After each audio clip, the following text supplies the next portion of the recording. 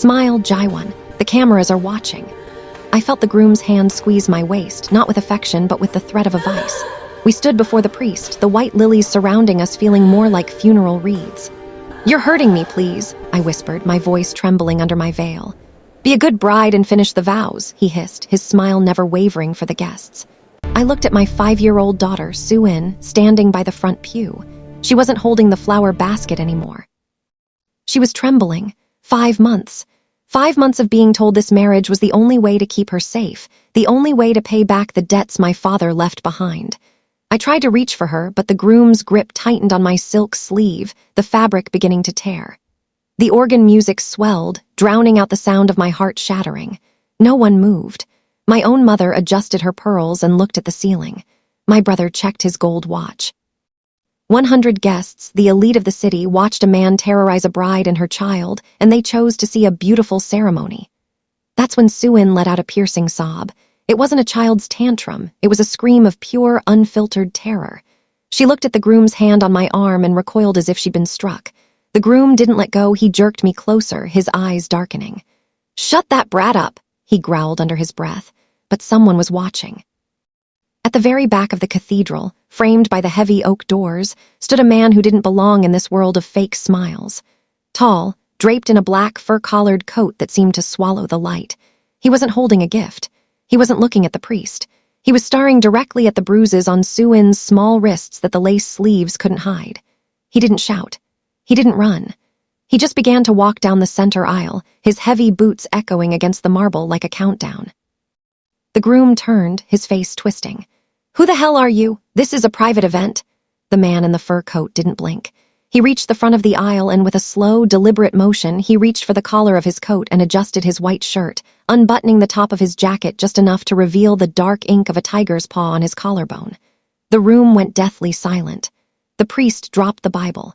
The guests didn't just look away anymore, they stood back in fear. Only one person had decided the charade was over. If you've ever wanted to see the moment a monster meets a bigger predator, hit that like button and subscribe. Drop your location and the time you're watching this in the comments below.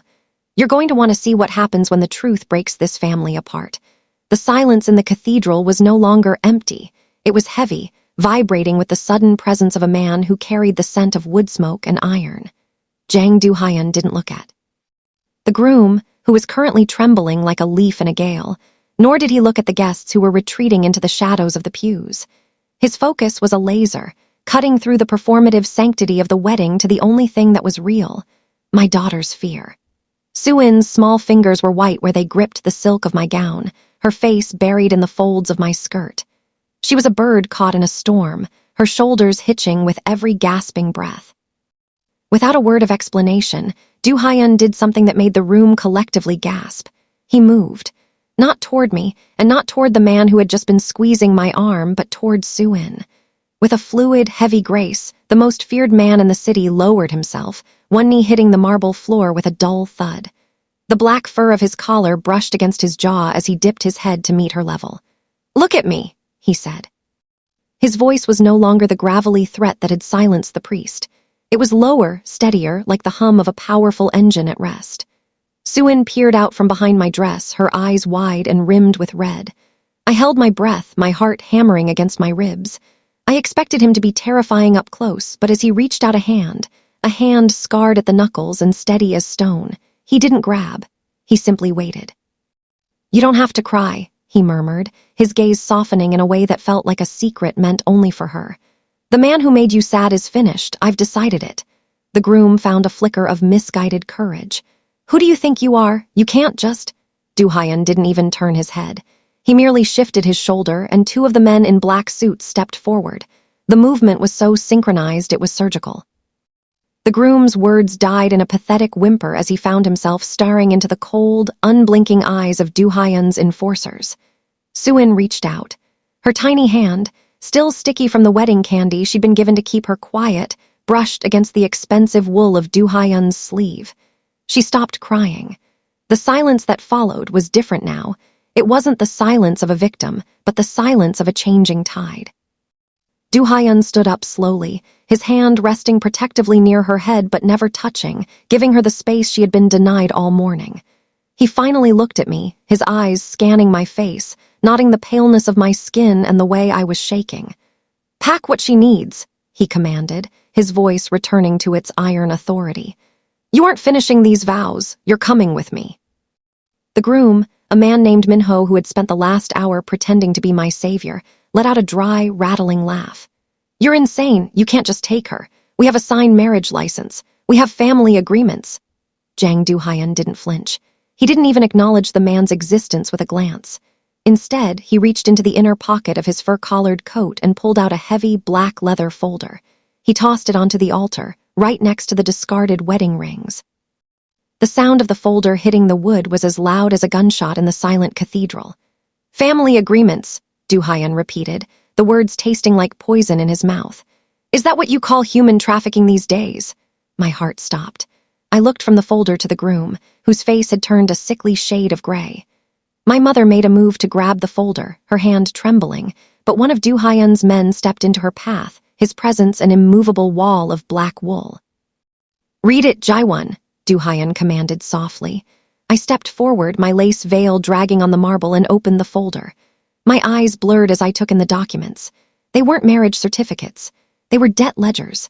Tens of millions of dollars in gambling losses, offshore accounts, and at the very bottom, a notarized collateral agreement. My breath hitched as I saw the groom's signature, but it was the addendum that broke me. It wasn't just my life being traded to cover my father's debts. There was a section dedicated to Suin, a trust transfer that would move her guardianship entirely to Minho the moment the I do's were spoken, giving him the legal right to ship her to an educational boarding facility overseas that didn't exist. It was a holding cell for a child who was being sold before she could even read. "He didn't want a wife," Du-hyun's voice cut through the ringing in my ears. "He wanted a shield for his creditors and a pawn to sell to the highest bidder once he was bored with you." I looked at Minho. The man I was seconds away from promising my life to wasn't looking at me with love or even regret. He was looking at the folder with the desperate eyes of a man whose winning hand had just been revealed as a fraud. "It's a lie," Minho screamed, reaching for me. "Jaewon, he's a criminal. You're going to trust a butcher over your own husband." Du-hyun stepped between us, his massive frame shielding me and Suin completely. He didn't pull a weapon. He didn't have to. He simply leaned in close to Minho, the tiger tattoo on his neck appearing to ripple as he spoke. "I am a butcher," Du-hyun whispered, loud enough for the first 3 rows to hear. "And I've found something rotten at this altar. The debt is no longer yours, Minho. It's mine, and I've come to collect the collateral." The transition from the cathedral to the black sedan felt like a blur of cold air and flashing camera bulbs. My mother's protests had been silenced by a single look from one of Du-hyun's men, and the groom, the man who had signed my daughter away like a piece of livestock, was left shivering on the marble, surrounded by creditors he could no longer pay. We drove in a heavy, pressurized silence. Suin was tucked into my side, her small hand still gripping the lace of my ruined wedding dress. She didn't ask where we were going. After months of being told that the nice man in the tuxedo was her new father, she had learned that questions only brought trouble. But as the car ascended the winding, private road toward the peak of the cliffs, the landscape shifted. The estate didn't look like a home. It looked like a statement. It was a monolith of glass, steel, and dark stone, perched on the edge of the world and surrounded by a high perimeter wall topped with subtle, humming security. Men in dark suits stood at the gates, but they didn't look like the thugs the groom had employed. They stood with the disciplined stillness of soldiers. When the car door opened, the air smelled of salt and pine. Du-hyun stepped out first, his fur-collared coat catching the mountain wind. He didn't wait for a servant. He reached into the car himself, offering a hand to Suin. "Is this a castle?" she whispered, her voice tiny and raw from crying. Du-hyun looked at the towering fortress, then back at her. "It's a place where no one gets in unless I say so," he replied. "And I don't say yes to anyone you're afraid of." As we stepped into the soaring foyer, the contrast was immediate. The exterior was a cage of iron, but the interior was warm, flooded with amber light and the scent of expensive cedar. Suin finally let go of my dress. She walked toward a massive floor-to-ceiling window that looked out over the crashing waves of the Pacific below. For the first time in months, her shoulders dropped. She watched a group of Du-hyun's security detail patrolling the perimeter below with trained dogs. To any other child, it might have been frightening, but Suin turned back to Du Haiyan with a look of profound realization. She saw the walls, the guards, and the man who commanded them, and she understood the math of his world. Here, the monsters couldn't reach her because a bigger one was standing at the door. She wiped the last of the salt from her cheeks and sat down on a velvet sofa, her eyes finally clear. "They can't come here, can they?" "Never," Du Haiyan said, his voice a low, iron vow. He looked at me, his gaze lingering on the red marks the groom's grip had left on my arm. "And neither can the people who sold you." The stillness of the estate was a different kind of silence than the one I had lived in for the last 5 months. It wasn't the silence of holding my breath, waiting for a blow to fall. It was the heavy, intentional quiet of a sanctuary. While Suin slept deeply in a room filled with soft wool blankets and the scent of lavender, I wandered into the gallery that overlooked the darkened sea. Du Haiyan was there, standing before a wall of monitors that flickered with the cold blue light of the perimeter cameras. He had shed the heavy fur-collared coat, appearing leaner and more dangerous in just his white shirt, the sleeves rolled up to reveal forearms corded with muscle and history. "You should be resting," he said without turning around. "I can't sleep in a house full of secrets," I replied, my voice echoing off the minimalist stone walls. "Why us, Du Haiyan? A man like you doesn't stop a wedding for a stranger. You don't take on the debts of a failing family out of the goodness of your heart." He turned then, his eyes unreadable. He walked to a heavy mahogany desk and slid a small, tarnished silver lighter across the surface. I recognized it instantly. It was engraved with a crest I hadn't seen since the night the police knocked on my door to tell me my husband's car had gone over a bridge. "Your husband, Sang-hoon, didn't just run a logistics firm," Du Haiyan said, his voice dropping to a low, somber vibration. "He was the only man in this city clean enough to move my assets without attracting the wrong eyes. We were partners. More than that, we were friends." My breath hitched. I remembered Sang-hoon speaking of a silent investor who had saved his business years ago, a man he called the Tiger. I had always assumed it was a metaphor for a bank, not a living, breathing shadow of the underworld. "When he died, he didn't leave you with nothing," Du Haiyan continued, stepping into the light. "He left you with me. I've had men stationed at the end of your street for 3 years, Jaiwan. I watched your family bleed you dry. I watched them pressure you into that farce of a marriage. I waited because I hoped you would find a way out on your own. But when I saw that man lay a hand on Suin..." He paused, his jaw tightening so hard the tiger tattoo on his neck seemed to shift in the dim light. "I realized I'd waited too long. Sang-hoon died protecting my interests. I will spend every breath I have left protecting his legacy, which means protecting you." The truth felt like a physical weight. I wasn't just a victim he had rescued by chance. I was a responsibility he had been carrying in the dark for years.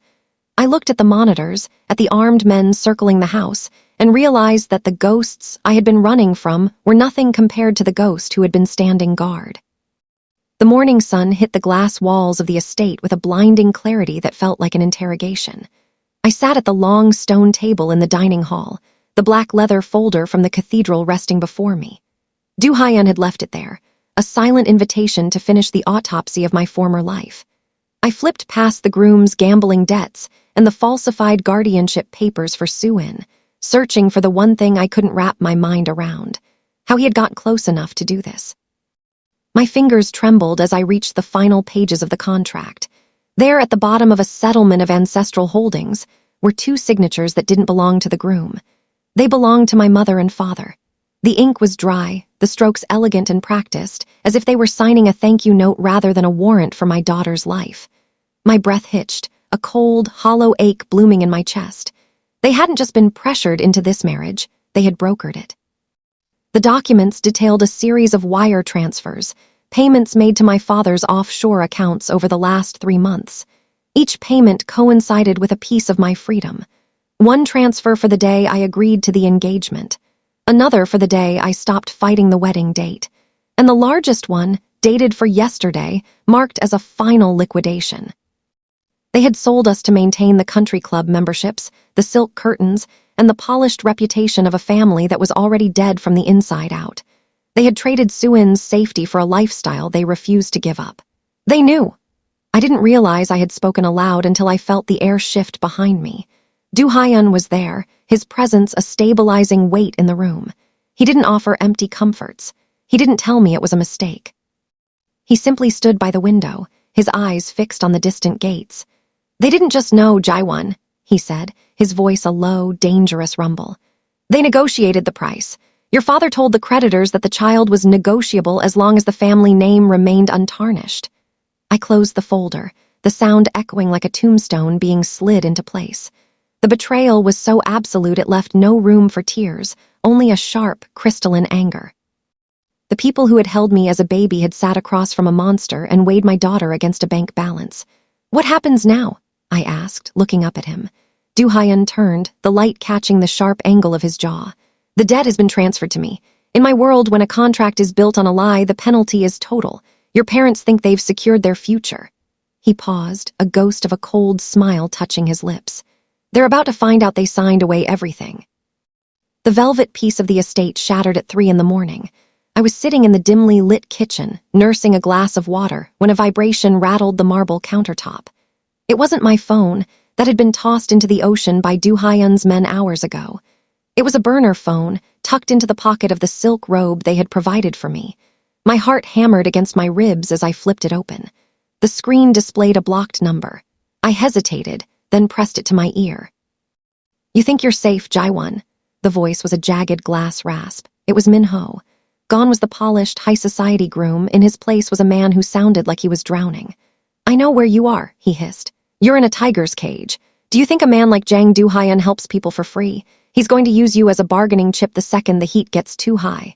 He's a butcher, Jaiwan. He's probably laughing at how easily you fell into his lap." I gripped the phone so hard the plastic groaned. "You sold my daughter, Minho. There is no world where I listen to you. Your parents are already talking to the authorities," he cut in, his voice rising with a frantic edge. "They're telling them Du Haiyan kidnapped you. If you leave now, right now, I can meet you at the gate. I'll give you the money. I'll let you and the girl disappear. But if you stay, you're going down when his empire burns. Choose. 5 minutes or I tell the creditors where you're hiding." The line went dead. I looked at the darkened hallway leading to Suin's room. The fear was a familiar weight, a cold instinct telling me to run, to hide, to never trust a man with a tiger tattooed on his throat. I stood up, my feet moving toward the heavy oak door that led to the service entrance. But as I reached the handle, I saw a shadow move. Du Haiyan was leaning against the far wall of the corridor, his arms crossed over his chest. He hadn't been hiding, he was simply waiting. He didn't move to stop me. He didn't pull a weapon. He just looked at the burner phone in my hand, then back at my face. "The gate is unlocked, Jaiwan," he said, his voice a low, steady vibration. "If you believe him, go, I won't chase you."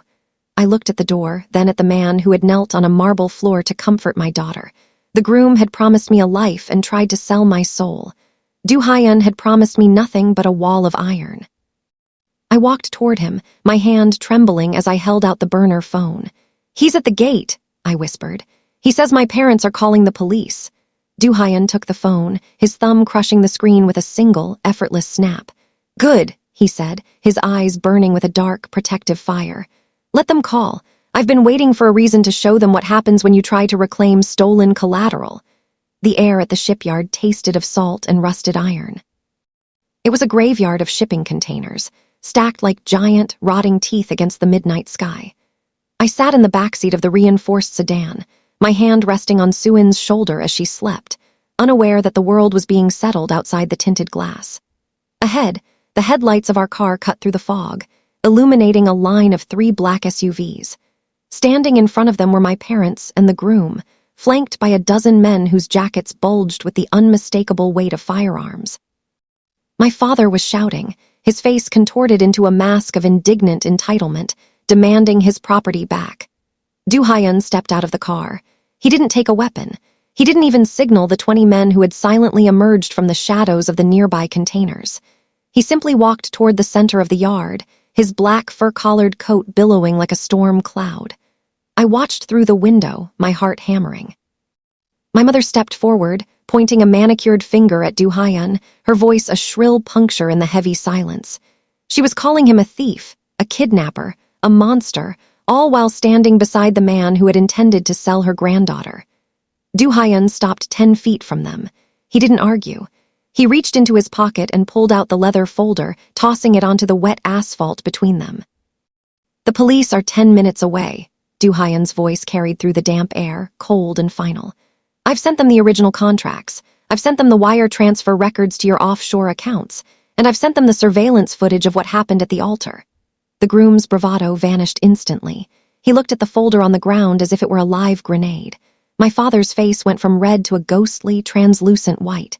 "You're bluffing," the groom stammered, reaching for his waistband. Before his hand could even touch his holster, the click of 20 safeties being disengaged echoed through the shipyard like a single, terrifying heartbeat. Du Hyun didn't move. He just stared at the groom, his eyes dark with a predator's patience. "Try it," Du Hyun whispered. "Give me the reason I've been looking for since yesterday morning." The groom's hand froze. One by one, the enforcers my family had hired looked at the sea of red laser sights painting their chests and slowly raised their hands. They weren't paid enough to die for a bankrupt family's pride. Du Hyun stepped forward, closing the distance until he was inches from my father. He leaned in, his voice a low, vibrating growl. "The debt is settled, but if I ever see any of you within 100 miles of Jaiwon or the child again, I won't call the police. I'll handle it according to the tiger's law." He turned his back on them, a gesture of pure, lethal insult, and walked back to the car. As he slid into the seat beside me, the first sirens wailed in the distance. He didn't look back at the ruin of my family. He only looked at me. "It's over, Jaiwon," he said, his voice finally soft. "They can never touch you again." The sirens were no longer a distant echo. They were a blue and red pulse that tore through the manicured hedges of the Han family manor. From the back of Du Hyun's sedan, parked just outside the wrought iron gates, I watched the house that had been my prison for 24 years crumble under the weight of the truth. The front doors, carved from expensive mahogany, were thrown open not for guests, but for federal investigators. My mother was the first to be let out. She looked smaller without her pearls, her silk evening gown fluttering in the cold wind as she tried to shield her face from the cameras. Local news vans had arrived within minutes, their satellite dishes rising like vultures over the driveway. "They'll call it a misunderstanding at first," Du Hyun said, his voice a low, steady vibration beside me. He didn't look at the chaos with triumph, but with the cold detachment of a man watching a predictable chemical reaction.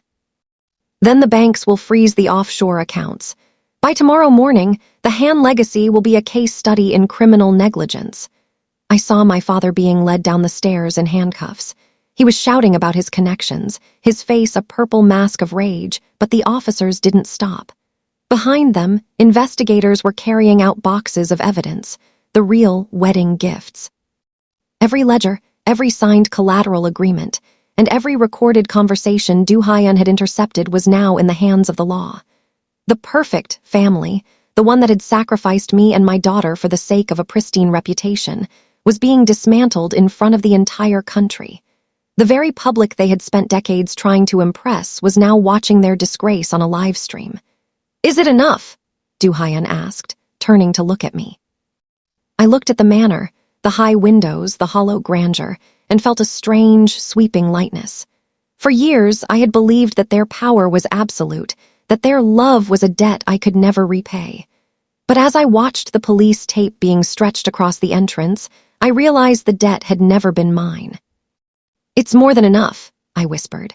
I looked back at the house one last time, then reached out and took Du Hyun's hand. His grip was firm, a silent promise of a world where the walls were built for protection, not for hiding secrets. "Drive," I said. As the car pulled away, the lights of the manor faded into the fog. The truth hadn't just broken my family, it had set me free. And as we moved into the darkness of the mountain road, I knew that for the first time in my life, I wasn't going back. I was finally moving forward. The gala was held in a ballroom of glass and obsidian, a place where the air tasted of vintage champagne and lethal secrets. 3 weeks had passed since the cathedral doors had been kicked open, but to the elite gathered under the crystal chandeliers, it felt like an eternity. They whispered behind their fans, wondering what had become of the broken bride, whose family had fallen from grace in a single night of scandal and sirens. The music didn't stop when we arrived, but the atmosphere shifted, growing heavy and still. I wasn't wearing white. The silk of my dress was the color of midnight, a deep, shimmering black that flowed around my ankles like ink. There was no veil to hide my face this time, no trembling in my hands as I stepped out of the elevator.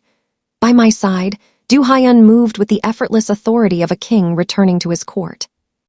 He wore a sharp, charcoal suit, but he had kept the black, fur-collared coat draped over his shoulders, a silent reminder of the man who had walked through a wedding to take what was his.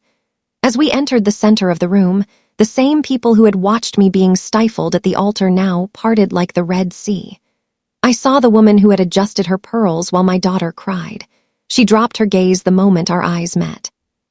I saw the men who had done business with the groom. They took a collective step back, recognizing the new seal of protection that surrounded me. Du Hyun stopped in the middle of the floor and turned to face the crowd. He didn't need to raise his voice. He simply rested his hand on the small of my back, a gesture that was both a shield and a claim. "The Han family name is dead," he said, his gravelly voice carrying to every corner of the room. "But Jaiwon is not. She is with me now. And in my world, we don't look down on what belongs to the tiger." A prominent investor, a man who had once laughed at my father's collateral jokes, stepped forward with a shaky smile, raising his glass in a silent toast of submission. The room followed suit, a wave of silver and gold bowing to the power standing before them. I looked up at Du Hyun. He wasn't looking at the crowd. He was looking at me, checking for the flicker of fear that had defined my life for so long. He didn't find it. I reached out and adjusted the lapel of his jacket, my fingers steady as I brushed against the spot where his tiger tattoo was hidden. I was no longer the victim of a story written by others. I was the architect of a new one. I wasn't the bride in white anymore. I was the woman in black, standing at the side of the most dangerous man in the city. And for the first time, I wasn't afraid of the shadows, because I had finally become one of them. Drop your location and the time you're watching in the comments. Tell me, what was your favorite moment of Jaiwon's transformation? If you want to see how she handles her first mission in Du Hyun's world, subscribe now. Their story is just beginning.